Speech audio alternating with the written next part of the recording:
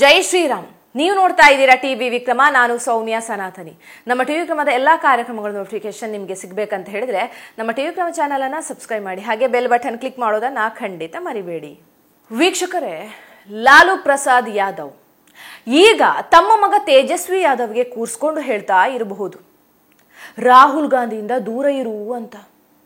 ಇದ್ದಕ್ಕಿದ್ದಂತೆ ಲಾಲು ಹಿಂಗ್ಯಾಕೆ ಹೇಳಿದ್ರು, ರಾಹುಲ್ ಗಾಂಧಿ ಅಂಥ ಕೆಲಸ ಏನ್ ಮಾಡಿದ್ರು, ಎಲ್ಲವನ್ನ ಕೂಡ ನೋಡ್ತಾ ಹೋಗೋಣ. ರಾಹುಲ್ ಗಾಂಧಿ ಆಟೋಮ್ ಬಾಂಬ್ ನಂತರ ಹೈಡ್ರೋಜನ್ ಬಾಂಬು ಹಾಕಿದ್ರು, ಆದ್ರೆ ಅದು ಚೈನಾ ಮಾಲ್ ಹಂಗೆ ಟುಸ್ ಆಗೋಯ್ತು. ಹಂಗ್ ನೋಡಿದ್ರೆ ಹೈಡ್ರೋಜನ್ ಬಾಂಬ್ಗಿಂತ ಅವರ ಆಟೋಮ್ ಬಾಂಬೆ ಸ್ವಲ್ಪ ಆದ್ರೂ ಬೆಟರ್ ಅನ್ಸುತ್ತೆ.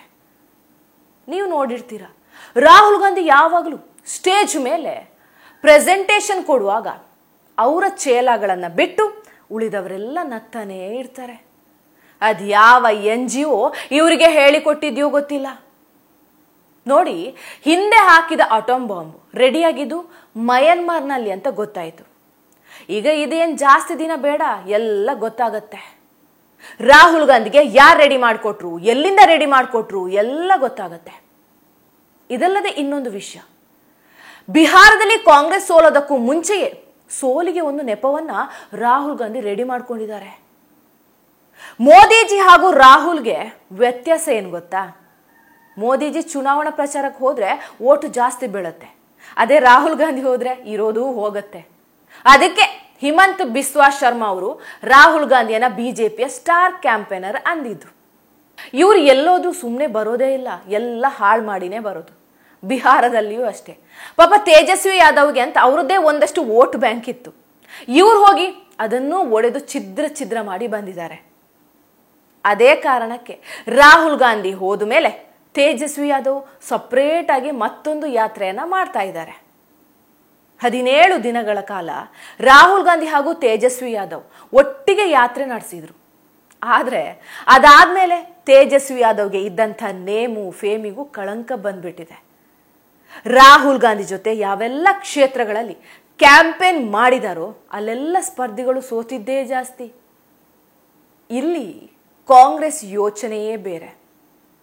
ನೋಡಿ, ಒಂದು ರಾಷ್ಟ್ರೀಯ ಪಕ್ಷ, ಅತ್ಯಂತ ಹಳೆಯದಾದ ಪಕ್ಷ, ಇಂಥ ಪಕ್ಷ ಪ್ರಾದೇಶಿಕ ಪಕ್ಷಕ್ಕಿಂತ ಇವತ್ತು ಕಡೆಯಾಗ್ಬಿಟ್ಟಿದೆ. ಅಂಥ ಕೆಟ್ಟ ಪರ್ಫಾರ್ಮೆನ್ಸ್ ಬರ್ತಾ ಇದೆ.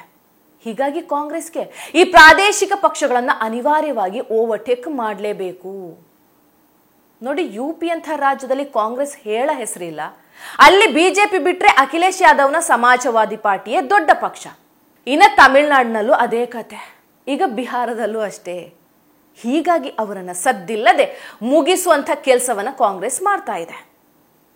ಮೈತ್ರಿ ಪಕ್ಷಗಳ ಅಭ್ಯರ್ಥಿ ಜೊತೆ ಪ್ರಚಾರ ಮಾಡೋದು, ಕ್ಷೇತ್ರಗಳಲ್ಲಿ ನಿಂತು ಅವರ ಇಮೇಜ್ ಅನ್ನ ಹಾಳು ಮಾಡೋ ಕೆಲಸವನ್ನ ಮಾಡ್ತಾ ಇದ್ದಾರೆ. ಇದನ್ನ ಇನ್ನೂ ಡೀಟೇಲ್ ಆಗಿ ಹೇಳ್ತೀನಿ ಬನ್ನಿ. ನೋಡಿ, ಒಂದಂತೂ ನಿಜ, ಇಂಡಿ ಮೈತ್ರಿಕೂಟ ಬಿಹಾರದ ಚುನಾವಣೆಯಲ್ಲಿ ಅತ್ಯಂತ ಕೆಟ್ಟದಾಗಿ ಸೋಲನ್ನ ಅನುಭವಿಸ್ತಾರೆ. ತೇಜಸ್ವಿ ಯಾದವ್ ಅವರೇನು ವೇದಿಕೆಯಲ್ಲಿ ರಾಹುಲ್ ಗಾಂಧಿಯನ್ನ ಮುಂದಿನ ಪ್ರಧಾನಿ ಅಭ್ಯರ್ಥಿ ಅಂತ ಘೋಷಣೆ ಮಾಡಿದ್ರು. ಆದ್ರೆ ಒಬ್ಬೇ ಒಬ್ಬ ಕಾಂಗ್ರೆಸ್ ನಾಯಕ ಕೂಡ ತೇಜಸ್ವಿ ಯಾದವ್ ಅವರನ್ನ ಬಿಹಾರದ ನೆಕ್ಸ್ಟ್ CM ಅಂತ ಹೇಳಲೇ ಇಲ್ಲ. ಬಿಹಾರದ ಕಾಂಗ್ರೆಸ್ ಉಸ್ತುವಾರಿ ಹತ್ರ ಕೇಳಿದಾಗ ಅವ್ರು ಹೇಳ್ತಾರೆ, ಅದನ್ನ ಜನರೇ ಡಿಸೈಡ್ ಮಾಡ್ತಾರೆ ಅಂತ. ಹಾಗಾದ್ರೆ ರಾಹುಲ್ ಗಾಂಧಿ ಹಾಗೂ ಅವರ ಪಕ್ಷ ತೇಜಸ್ವಿ ಯಾದವ್ ಕೈಗೆ ಚೊಂಬು ಕೊಡೋದಕ್ಕೆ ಡಿಸೈಡ್ ಮಾಡ್ದಂಗೆ ಇದೆ. ಅದರ ನಂತರ ತೇಜಸ್ವಿ ಯಾದವ್ ಹೇಳ್ತಾರೆ, ನಾವು 243 ಕ್ಷೇತ್ರಗಳಲ್ಲಿ ಸ್ಪರ್ಧೆ ಮಾಡ್ತೀವಿ, ನಮಗೆ ಮತ ಹಾಕಬೇಕು ಅಂತ. ಹಾಗಾದ್ರೆ ಇವರ ಘಟಬಂಧನ ಏನಾಗಿದೆ? ಇದ್ರ ಬಗ್ಗೆ ಚಿರಾಗ್ ಪಾಸ್ವಾನ್ ಅವರ ಬಳಿ ಕೇಳ್ತಾರೆ. ಆಗ ಅವ್ರು ಹೇಳ್ತಾರೆ, ರಾಹುಲ್ ಗಾಂಧಿ ತೇಜಸ್ವಿ ಯಾದವ್ ಅವರನ್ನ ಮುಖ್ಯಮಂತ್ರಿ ಅಭ್ಯರ್ಥಿ ಅಂತಲೇ ಒಪ್ಕೊಂಡಿಲ್ಲ, ಅದಕ್ಕೆ ತೇಜಸ್ವಿ ನಾವು 243 ಕ್ಷೇತ್ರಗಳಲ್ಲಿ ಸ್ಪರ್ಧೆ ಮಾಡ್ತೀವಿ ಅಂದಿದ್ದಂತೆ. ಇನ್ನೊಂದು ಕಡೆ ಕಾಂಗ್ರೆಸ್ ಹೇಳುತ್ತೆ, 100 ಸೀಟ್ಗಳಿಗಿಂತ ಕಡಿಮೆ ನಾವು ಬಿಹಾರದಲ್ಲಿ ಸ್ಪರ್ಧೆ ಮಾಡೋದಿಲ್ಲ ಅಂತ. ತೇಜಸ್ವಿ ಯಾದವ್ ಪಕ್ಷ ಹೇಳುತ್ತೆ, ಕಾಂಗ್ರೆಸ್ಗೆ ನಾವು 50ಕ್ಕಿಂತ ಜಾಸ್ತಿ ಸೀಟ್ ಕೊಡೋದೇ ಇಲ್ಲ ಅಂತ. ಜೊತೆಗೆ ಇದೇ ಚಿರಾಗ್ ಪಾಸ್ವಾನ್ ಹೇಳ್ತಾರೆ, ರಾಹುಲ್ ಗಾಂಧಿ ತೇಜಸ್ವಿ ಯಾದವ್ಗೆ ಗೌರವ ಕೊಡೋದಿಲ್ಲ. ರಾಹುಲ್ ಗಾಂಧಿಯನ್ನ PM ಅಭ್ಯರ್ಥಿ ಅಂತ ಹೇಳಿದ್ರು ಕೂಡ ರಾಹುಲ್ ಗಾಂಧಿ ಅವರು ಒಂದೇ ಒಂದು ಸಲವು ಮುಖ್ಯಮಂತ್ರಿ ಅಭ್ಯರ್ಥಿ ತೇಜಸ್ವಿ ಅಂತ ಹೇಳಲೇ ಇಲ್ಲ ಅಂತ. ಸೊ ಸ್ವಾಭಾವಿಕವಾಗಿ ತೇಜಸ್ವಿ ಯಾದವ್ಗೆ ಬೇಜಾರಾಗಿಯೇ ಇರುತ್ತೆ. ನೋಡಿ, ರಾಹುಲ್ ಗಾಂಧಿಯ ಆರೋಪ ಏನು? ಕಾಂಗ್ರೆಸ್ ವೋಟರ್ಗಳನ್ನ ಮೋದಿಜಿ ತೆಗೆದು ಹಾಕ್ತಾ ಇದ್ದಾರೆ ಅನ್ನೋದಲ್ವಾ? ಸಿಂಪಲ್ ಆಗಿ ಒಂದು ಕ್ವೆಶ್ಚನ್, ಇವರಿಗೆ ಅವರೆಲ್ಲ ಕಾಂಗ್ರೆಸ್ ವೋಟರ್ಸ್ ಅಂತ ಹೇಗೆ ಗೊತ್ತು? ರಾಹುಲ್ ಗಾಂಧಿ ದೇಶದಲ್ಲಿ ಒಂತರಹ ಕಾಮಿಡಿ ಪೀಸ್ ಆಗ್ಬಿಟ್ಟಿದ್ದಾರೆ. ಆ ಬಾಂಬು ಈ ಬಾಂಬು ಅಂತ ಬಂದು ಸಾಕ್ಷಿ ಇಲ್ಲದೆ ರೈಲು ಬಿಟ್ಟು ಹೋಗ್ತಾರೆ. ಇದು ಜನರಿಗೆ ಕೂಡ ಗೊತ್ತಾಗಿದೆ. ತೇಜಸ್ವಿ ಯಾದವ್ ಪಾಪ ಏನು ಕುಟುಂಬ ರಾಜಕಾರಣ ಮಾಡ್ಕೊಂಡು ಇದ್ರು. ಈ ಮನುಷ್ಯ ಹೋಗಿ ಅದನ್ನ ಕುಲಗೆಡಿಸ್ಬಿಟ್ರು. ಅದಕ್ಕೆ ಲಾಲು ಹೇಳ್ತಾ ಇರಬಹುದು, ಮಗನೇ ನೀನು ರಾಹುಲ್ ಜೊತೆ ಮಾತ್ರ ಸೇರ್ಬೇಡ ಅಂತ. ಟಿವಿ ವಿಕ್ರಮ, ದೇಶ ನಿಮ್ಮ ಕೈಯಲ್ಲಿ. ಈ ಕಾರ್ಯಕ್ರಮ ನಿಮಗೆ ಇಷ್ಟ ಆಗಿದ್ದಲ್ಲಿ ಲೈಕ್, ಶೇರ್ ಹಾಗೂ ಕಮೆಂಟ್ ಮಾಡಿ. ಟಿವಿ ವಿಕ್ರಮದ ಕಾರ್ಯಕ್ರಮಗಳನ್ನು ನಿರಂತರವಾಗಿ ವೀಕ್ಷಿಸಲು ಸಬ್ಸ್ಕ್ರೈಬ್ ಮಾಡಿ, ಬೆಲ್ ಐಕನ್ ಒತ್ತಿ.